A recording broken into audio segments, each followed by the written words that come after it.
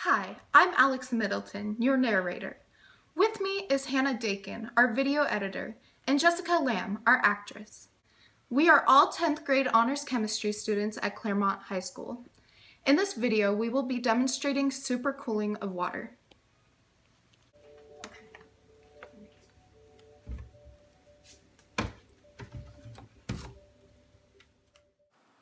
So we are carefully taking the water out of the freezer, making sure not to bump or disturb the water while it is in its liquid state. The water has been in the freezer for about 2 hours. We are going to bump the bottle of water on the table and it will freeze right in front of us. Watch carefully. No!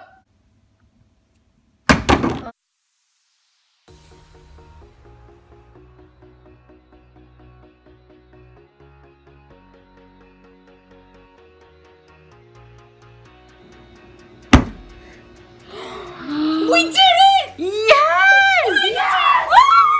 Woo! Whoa, did you guys see that? Let's play it again.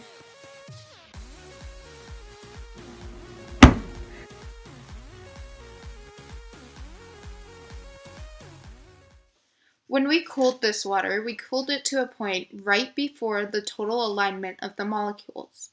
This graph shows at what point water changes state. The points between the actual freezing and boiling points are called latent heat. Between the latent heat of the cooling liquid and the freezing point is the supercooling point. At this point, the molecules are cold enough to freeze, but the molecules are not yet totally aligned. Therefore, it would simply take one little burst of energy to align them.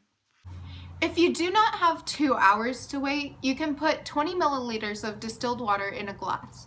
Put the glass in a bowl with ice. Put a couple of tablespoons of salt on the surrounding ice, making sure not to get any salt in the distilled water. Let sit for about 18 minutes. To make the distilled water freeze, simply pour it over ice. This is how it works. The hotter water becomes, the less definite formation the molecules.